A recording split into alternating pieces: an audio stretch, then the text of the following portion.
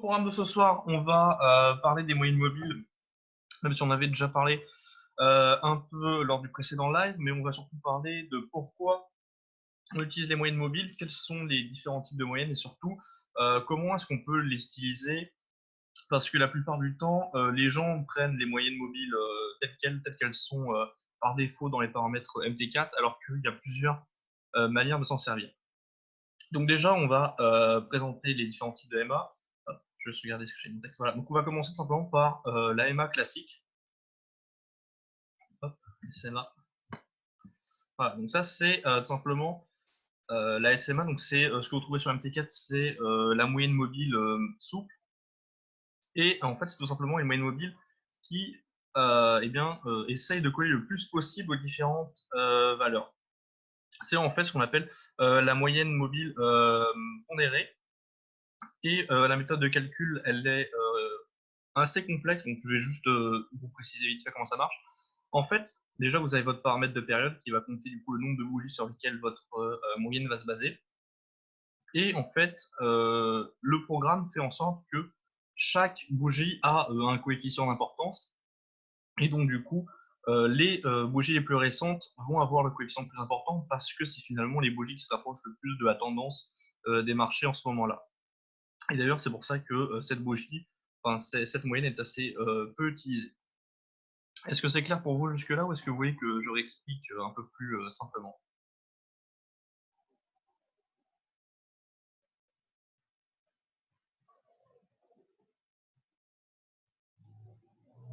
Ok pour Carlos?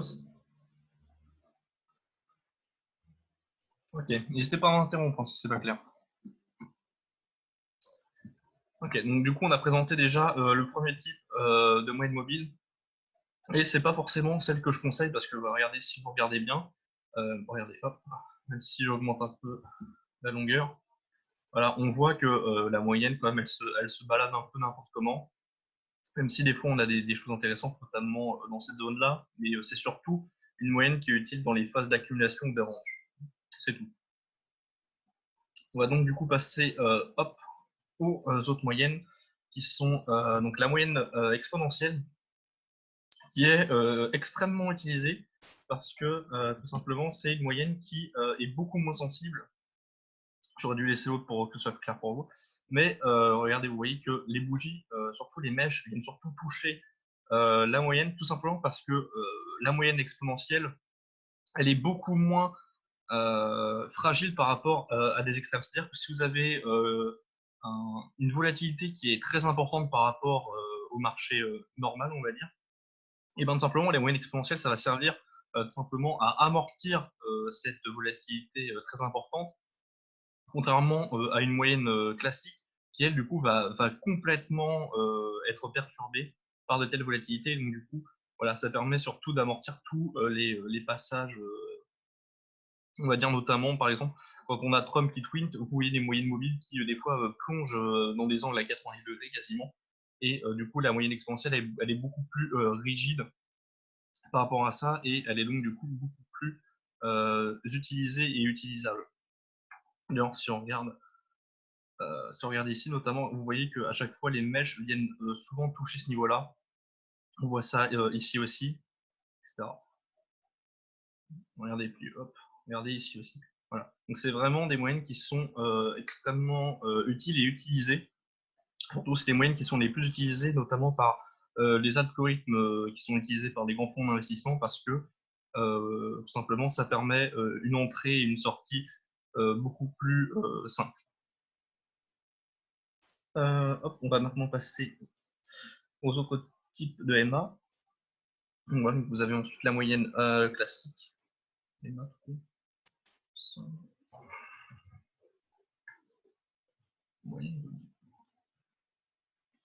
voilà, donc ça, c'est vraiment la moyenne telle qu'on l'utilise d'habitude, c'est-à-dire que vous prenez les n valeurs, vous les additionnez entre elles et derrière, vous divisez tout par le nombre de bougies que vous avez utilisées et ça vous donne simplement cette moyenne-là. Et tout simplement, c'est une moyenne qui est souvent utilisée, notamment par tous ceux qui donnent des indicateurs, enfin des signaux, pardon, ou tout simplement par les algorithmes. Mais c'est une moyenne qui est assez loin de la réalité.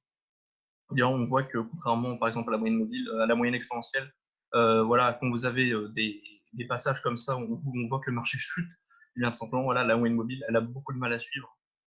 Et derrière, le temps qu'elle se recalibre, eh ben, le marché il est déjà reparti à la hausse, et donc du coup, ben, vous ratez tout simplement vos différentes positions. Puisque si on, là, vu qu'on est ici en tendance baissière, les gens vont avoir tendance à se placer sur le rebond de la moyenne qui est là. Et alors qu'en fait, on voit que derrière, on a une très grosse mèche là, qui vient chercher 0,9051. On était à 0,40, voilà, 40 pips au-dessus. Et donc, du coup, là, si vous avez un SL qui est assez proche de la moyenne, et ben, vous faites sortir alors que derrière, eh bien, le marché redescend. Donc, c'est pas forcément la moyenne la plus utile, mais elles sont surtout utilisées pour donner le sens de la tendance, comme on l'avait expliqué lors du live précédent avec l'utilisation des moyennes 9 et 18 et 100 et 200.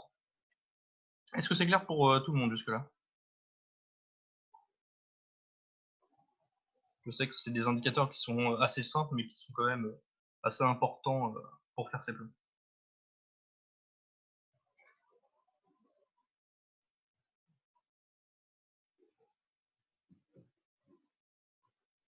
Ok, bah du coup, si vous n'avez pas de questions, on va passer un peu plus en détail sur la manière dont les maps peuvent être utilisées. Je vais juste me replacer sur EuroBSD. Voilà, hop, c'est ça. Voilà, donc, sur les paramètres de MA, vous avez tout simplement trois paramètres qui sont importants. Donc, déjà, le paramètre qu'on appelle longueur, il s'agit tout simplement du nombre de bougies que vous allez utiliser. Voilà, donc là, par exemple, si je prends une longueur 9, c'est-à-dire que je vais prendre en compte les 9 dernières bougies pour tout simplement faire mon calcul de moyenne.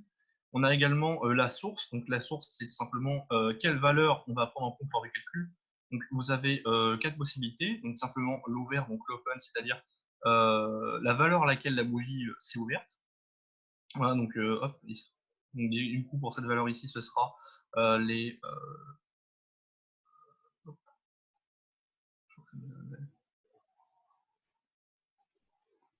indices 22.6. Ah, voilà, ça. Les indices 22.6, etc. etc. Sachant que les moyennes mobiles sont paramétrées par défaut sur le close, donc la fermeture de la bougie. Mais vous pouvez donc du coup bien le régler sur le bas ou tout simplement sur le haut, et en fait ça vous permet tout simplement de rentrer sur des marchés qui sont beaucoup plus euh, agités, du coup de rentrer sur des points qui sont vraiment importants.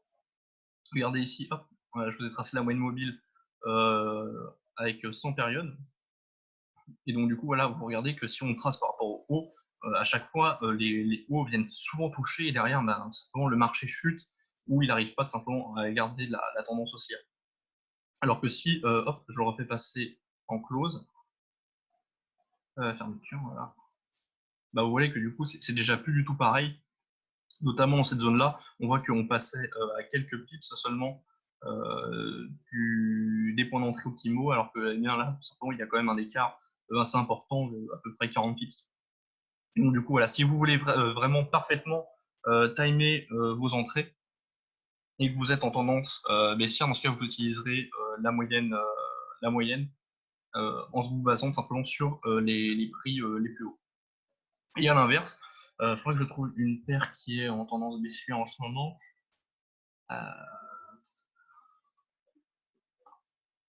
OZNZD. Voilà. Par exemple, si on prend par contre OZNZD, non, il faudrait plutôt montrer tendance baissière. ZOUSD. Donc du coup, si vous prenez voilà, plutôt l'or, que vous vous basez pas sur la fermeture du coup, mais sur les points les plus bas, là, on va prendre des valeurs ici, parce que là, ici, c'est beaucoup de fondamentaux macroéconomiques qui ont fait que la moyenne a beaucoup de mal à suivre. Et voilà. Si on passe ici, hop, voilà, vous voyez qu'il y a quand même assez peu d'écart finalement vu la volatilité de l'or par rapport à la moyenne, par rapport aux moyennes mobiles. Je ne sais pas si c'est clair pour vous, est-ce que c'est quand même quelque chose que j'utilise souvent? Du coup, est-ce que pour le moment tout est compris pour tout le monde ou pas? Ou est-ce que vous voulez que je réexplique bah, dites-moi ce que vous voulez que je vous réexplique.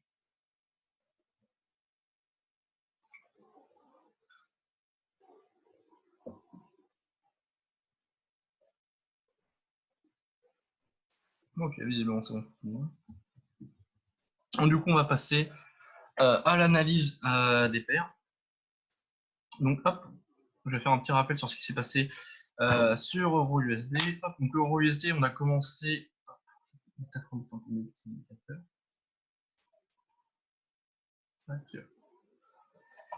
1,0880 et 1,14. Très bien. Donc, EURUSD, on a commencé la semaine dernière, ou jeudi, bon, vendredi, jeudi. Voilà, donc on a commencé la semaine ici, avec un très beau gap qu'on était rapidement presque venu combler, avec tout simplement la zone ici des 1,1110 qui avait fait office de simplement de rebond. On était reparti en tendance haussière, hop, avec un pic la semaine dernière vers les 1,1170, qui était une très très belle zone de short. Regardez, hop, si je dézoome, c'était des zones qui ont été déjà venues visiter en octobre et sur lesquelles on n'avait pas réussi à stabiliser. Et du coup, on était redescendu, puis on était encore reparti à l'assaut, et là, par contre, ça n'avait vraiment pas tenu, on était redescendu. Et bien, vous voyez que du coup, là, cette bougie-là, ça vient un peu confirmer le fait que cette zone-là est vraiment un seuil technique qui est vraiment compliqué pour les haussiers de casser. Même si ici, on avait eu des fondamentaux, encore une fois, avec la grosse baisse du dollar pendant les vacances de décembre.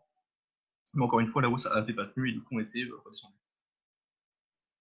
Donc, du coup, l'euro USD pour cette semaine, ça va être tout simplement très important ce qui va se passer. Donc, on voit déjà qu'on a eu un peu ce retour là sur la trendline avec une clôture quand même en dessous. Donc, ça laisse présager quand même un retournement baissier sur la paire, avec surtout les EMA là, qui ont été bien brisés. Oui, le EMA, oui, il n'y a plus aucune EMA qui peut venir aider, alors que là, on avait parfaitement rebondi, le 14 janvier, on avait parfaitement rebondi sur le EMA, sur le EMA 100. Donc, du coup, ça redonnait toujours l'impulsion haussière qu'on attendait. Mais là, du coup, avec cette belle clôture, ça va être extrêmement compliqué. Au niveau du price action, ça va être surtout les indices 80 et 1,11 qui vont être à surveiller. Si on casse les indices 80, dans ce cas-là, là, on rechute jusqu'au simplement indice. Regardez, c'était ce qui s'était passé ici. Même si là, on a clôturé un peu plus haut, mais globalement, ça a été la même dynamique. Regardez, hop, on avait monté, on était redescendu, paf, on était redescendu sur indice et on était reparti à la hausse. Là, si tout simplement les acheteurs n'arrivent pas à tenir cette zone-là, là, dans ce cas-là, on recasse et on reviendrait peut-être chercher cette trendline-là qui, du coup, nous amènerait vers les indices 25, indice 25, indice, le temps qu'on arrive vers ce point-là. Est-ce que vous avez des questions ou des précisions à apporter?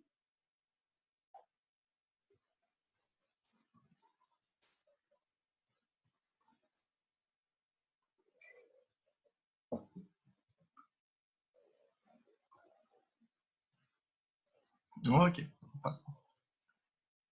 Ok, maintenant on va passer à l'analyse du GBP-USD.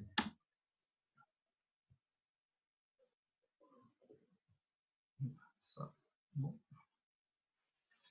Hop, voilà, GBP-USD. Je vous mets le graphique. Pour vous, quel serait votre plan de trading si vous deviez trader le GBP-USD tout seul pour cette semaine? Allez-y, faites vos propositions.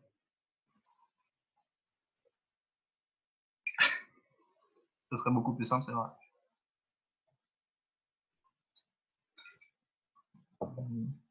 Personne d'autre?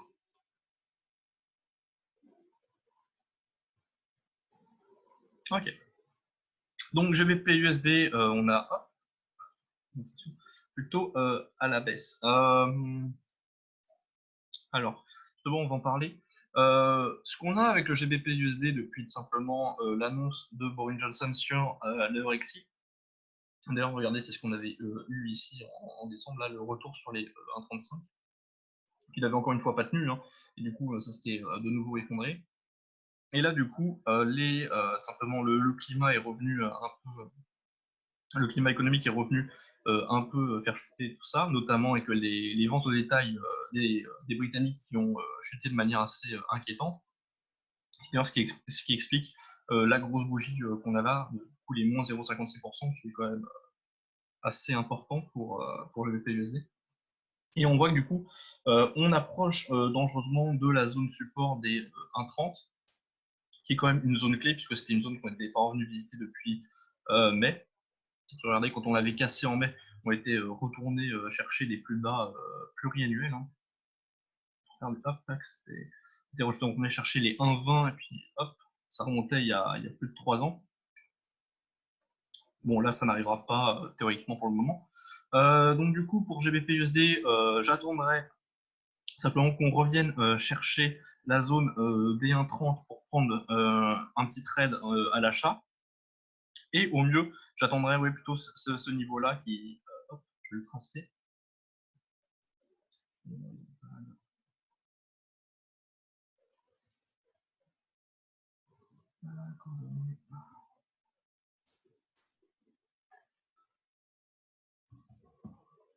Voilà. Et là, on va regarder. Si vous regardez bien, c'était aussi une ancienne résistance qu'on avait ici. Et donc, du coup, ce sera vraiment l'entrée optimale si vous voulez rentrer à l'achat, plutôt que de rentrer sur les 1,30 de manière un peu sauvage. Vous feriez mieux de rentrer ici pour les petits capitaux, ou sinon, si vous rentrez sur les 1,30, c'est vraiment soit un bas scalping, soit que vos indicateurs vous ont donné un signal de retournement. Parce que pour le moment, avec cette belle bougie qu'on a là, les 1,30, à part avoir un rapide rebond, je vois plutôt les 1,29 être cherchés plutôt par les vendeurs. Surtout qu'on approche simplement de la sortie des Britanniques de l'Union européenne. Donc du coup, si Boris Johnson arrive à faire simplement son accord négocié, s'il arrive tout simplement à le faire passer dans ce cas-là, on aurait encore une fois simplement le même scénario qu'ici, c'est-à-dire qu'on aurait encore une fois une très belle hausse.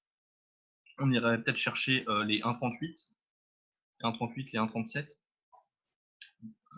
mais ensuite on reviendrait tout simplement sur ce seuil-là et à minimum vers les 1,30 encore une fois, parce que les perspectives économiques pour le Royaume-Uni sont assez moyennes. Et du coup, beaucoup d'économistes sont peu confiants pour le PIB, tout simplement pour l'économie britannique en général, même s'il y avait une sortie avec accord. Est-ce que vous avez des questions?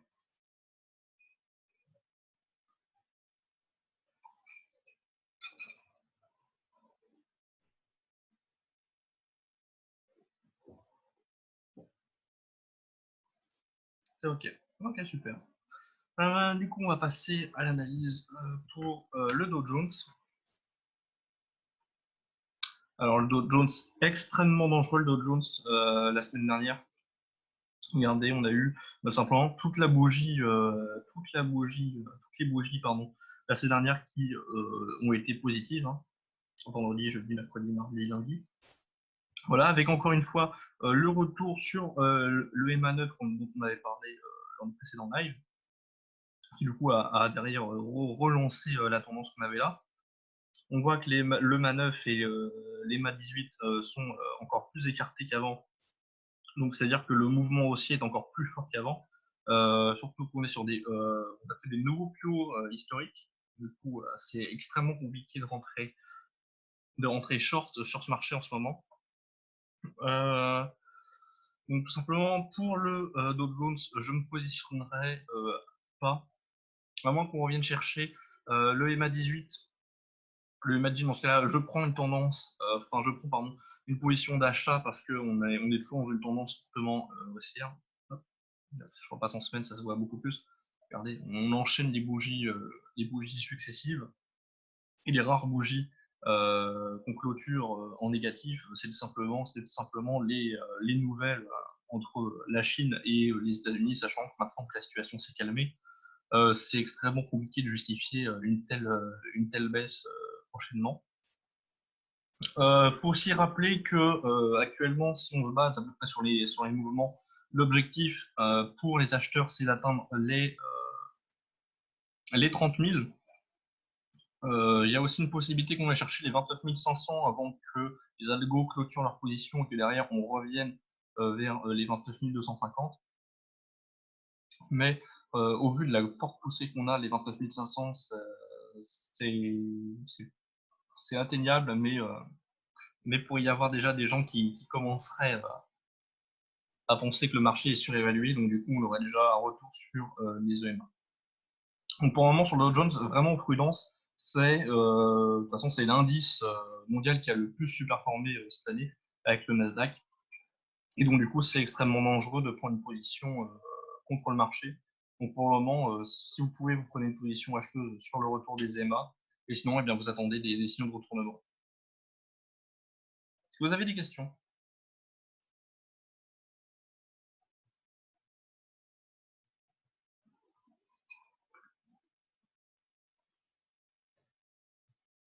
C'est good. Parfait. Hop.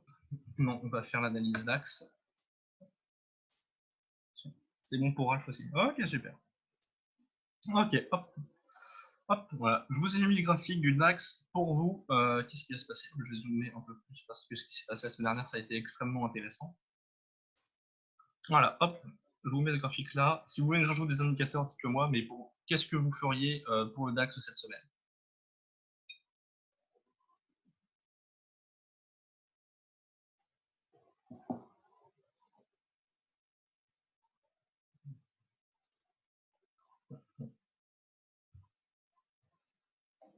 Hop. On est toujours en hausse. Tout à fait.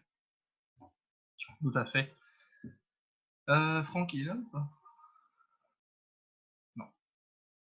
Dommage. Je sais que Franck est un grand adepte du DAX, donc ça aurait pu être intéressant. Donc, pour le DAX, on avait déjà tracé voilà, 7 zones de résistance ici qui étaient les plus hauts qu'on avait déjà rencontrés début janvier en daily. Christophe qui nous dit haut de canal pour vendre. C'est vrai que ce serait l'idéal, mais pour le moment, on a toujours voilà, cette zone-là qui est toujours une forte résistance, notamment, regardez, hop, si je zoome, on voit que les rebonds sont quasiment pile dessus. À 13 543, on a fait 42, on a fait 44 et on a fait 46. Voilà, donc même s'il y a des tentatives d'aller casser, à chaque fois, les mouvements sont ravalés. Mais effectivement, vu que le DAX suit quand même beaucoup les mouvements du Dow Jones, euh, la tendance haussière reste forte. Regardez, ça se voit ici avec l'écartement des EMA qu'on avait vu en début janvier. Les EMA sont encore extrêmement écartés. Donc on pourrait avoir simplement un retour sur le MA9, revenir chercher cette zone des 13 540. Et dans ce cas, soit ça casse, et si ça casse, hop, on va direct chercher le haut du canal, qui correspond en plus, si on se base tout simplement sur les prix de mardi, ça correspondrait simplement au plus haut historique. Donc du coup, on reviendrait sur cette zone, et puis hop, tac, et puis là, on vient s'amuser à rebondir sur le haut du canal, et puis sur cette zone-là. Et en revanche, simplement, si on n'arrive vraiment pas à casser cette zone, là, c'est retour sur le MA9 et sur le MA18. À savoir que si jamais on a vraiment des inquiétudes, pour simplement l'économie de l'Union européenne, vu que les États-Unis pourraient tenter une guerre commerciale contre l'Union européenne, auquel cas le DAX reviendrait simplement chercher le haut du range et pourquoi pas retourner même sur le bas du canal. Donc du coup, pour le moment, je vendrai les 13 545, mais quand même avec prudence, puisque la tendance est quand même fortement acheteuse. Je rachète sur le EMA 9 en scalping, et si je veux faire du court, enfin du moyen terme, j'attends davantage de retour sur le EMA 18. Et simplement, j'attends la cassure ou simplement la non-cassure. Est-ce que c'est OK pour tous?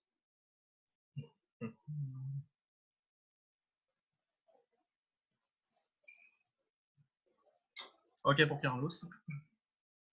OK pour Christophe. Parfait. On va faire l'analyse du gold.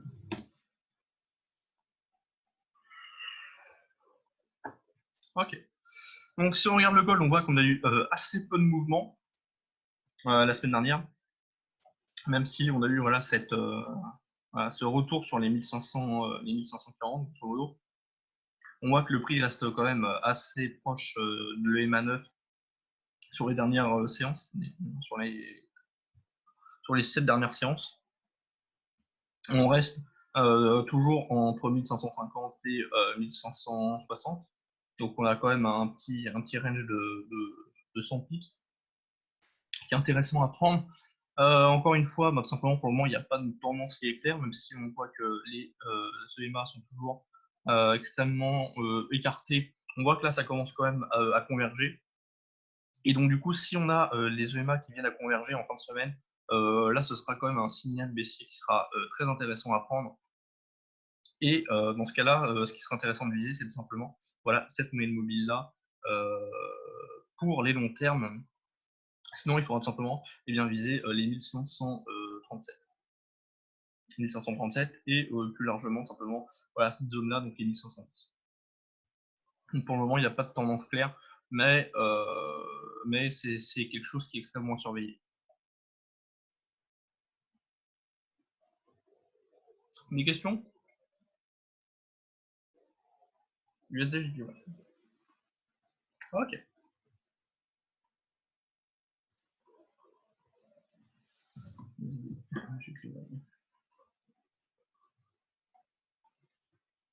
Donc du coup, USD JPY, USD JPY, hop, je vais juste tracer cette zone-là. Voilà. Et bah, USD JPY, on voit qu'on a finalement réussi à sortir de la zone dans laquelle on avait été depuis un bon moment, donc les 109,45 et les 108,31. On avait tracé, on avait dit qu'il y avait cette trendline là qui tout simplement a été puissante. Et du coup, le prochain objectif, visiblement, c'est les 110 67,8. D'ailleurs, regardez ça, si on regarde, hop, ici, on était vraiment venu les chercher. Il n'y a pas de raison qu'on n'y aille plus. Surtout que le dollar est assez fort. Il a repris de la force la semaine dernière, notamment vendredi. Les EMA sont toujours plutôt bien écartés, même si leurs pentes sont un peu dérangeantes. On va bientôt avoir le croisement des EMA 100 et 200, donc on est toujours haussier. Surtout si ça venait se croiser, dans ce cas-là, on aurait un retour sur l'une des deux EMA pour repartir à la hausse directe. Donc du coup, les 109,48 serait une très bonne zone pour re-rentrer acheteur. D'ailleurs, on voit que c'est à peu près là où se trouve le MA18. Voilà, donc pour le moment, on devrait rester entre les 110,67 et les 109,62, 109,48.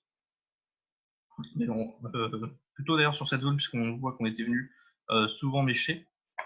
Donc c'est une zone qui serait potentiellement fortement défendue. Et donc sinon, il n'y a rien de spécial à dire. En fait, on est globalement soit sur des petites cassures techniques, et dans ce cas-là, on va se retrouver dans des ranges parce que c'est des zones qui sont extrêmement disputées pour le moment. Ou sinon, simplement, il n'y a pas de tendance claire où les marchés sont beaucoup trop risqués pour le peu de retour pour y avoir. Est-ce que vous avez une dernière paire que vous voulez analyser?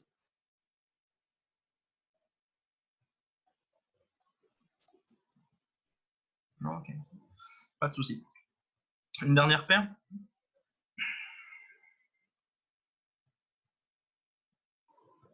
Ou sinon, simplement, on s'arrête là.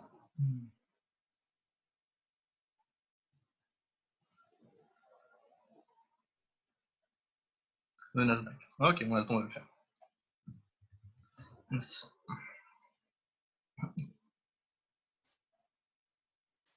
Alors Nasdaq, le Nasdaq c'est encore plus flagrant que sur le Dow Jones.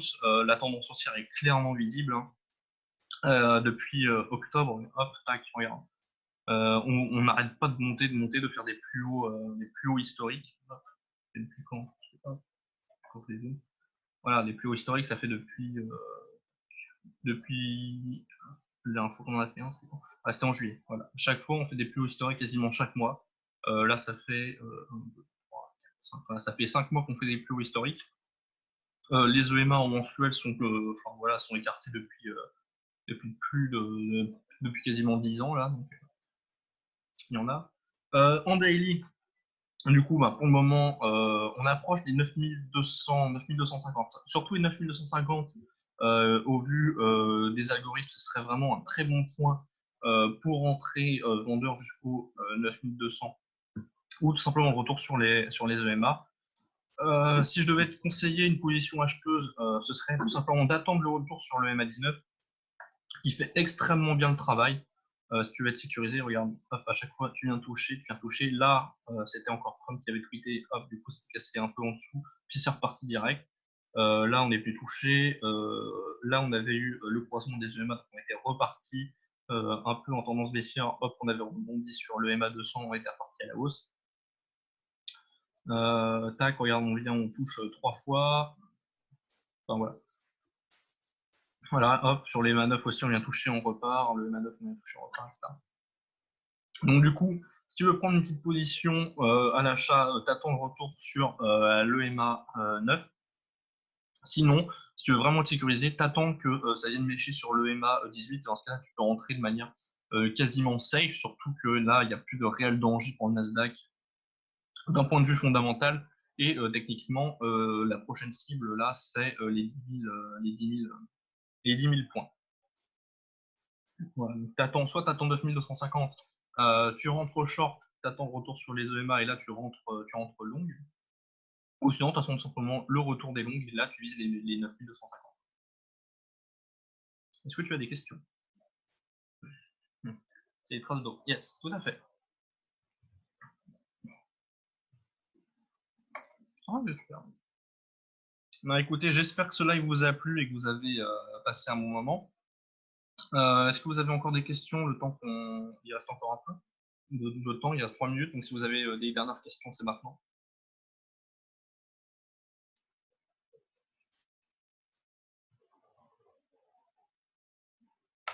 Ah, ok, parfait. Bah, je vous remercie d'avoir été présent sur ce live et je vous souhaite à tous une excellente soirée.